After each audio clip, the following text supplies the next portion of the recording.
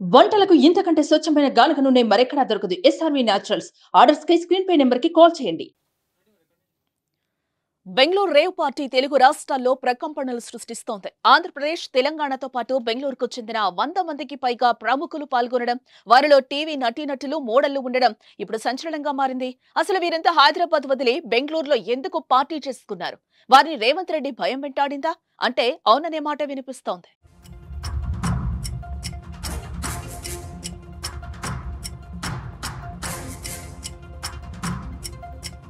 చాలా కాలం ఢిల్లీ, ముంబై, కోల్కతా వంటి నగరాలకు పరిమితమైన రేవ్ పార్టీలు గత కొంతకాలం కిందట హైదరాబాద్ కు కూడా అలవాటయ్యాయి. నగర శివార్లలోని ఫామ్ హౌస్లే రేవ్ పార్టీలకు అడ్డాగా మారాయి. కొన్నిసార్లు పోలీసులు రైడ్ చేయటం, పట్టుబడిన వారిలో బడాబాబులు ఉండటం, వారిపై కేసులు నమోదు చేయడం జరిగింది.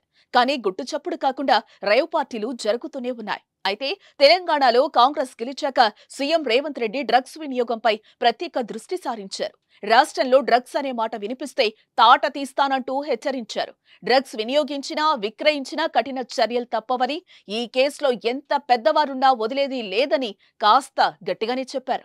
సీఎం ఆదేశాల మేరకు హైదరాబాద్ పోలీస్ కమిషనర్ కొత్తకోట శ్రీనివాసరెడ్డి కూడా డ్రగ్స్ నిర్మూలనపై దృష్టి సారించి తాట తీస్తున్నారు. పబ్బుల్లో ఎప్పటికప్పుడు తనిఖీలు చేస్తూ సరైన చర్యలు తీసుకుంటున్నారు.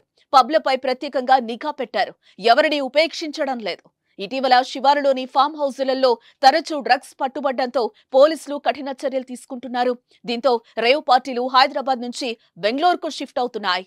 ఈ క్రమంలోనే వాసు అనే వ్యక్తి తన పుట్టినరోజు పార్టీని బెంగళూరులో నిర్వహించినట్టుగా సమాచారం.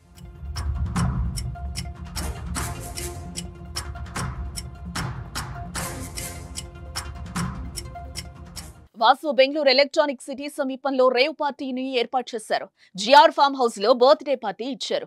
పక్కా సమాచారంతో పార్టీపై పోలీసులు దాడి చేసి పార్టీలో పాల్గొన్న వారిని అరెస్టు చేశారు. రేవ్ పార్టీలో డ్రగ్స్, కొకైన్ లభ్యమయ్యాయి. అలాగే పలువురు నటీనటులతో పాటు ఏపీకి చెందిన ఓ ఎమ్మెల్యే స్టిక్కర్ ఉన్న కారు కూడా ఉండటం చర్చనీయాంశమైంది.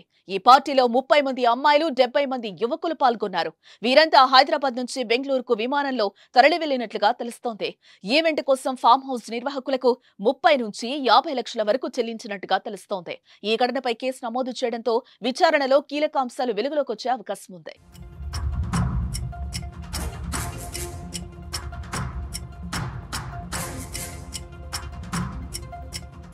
సుమన్ టీవీలో మీ పర్సనల్ అండ్ బిజినెస్ ప్రమోషన్స్ కోసం కింది నెంబర్కి కాంటాక్ట్ చేయండి.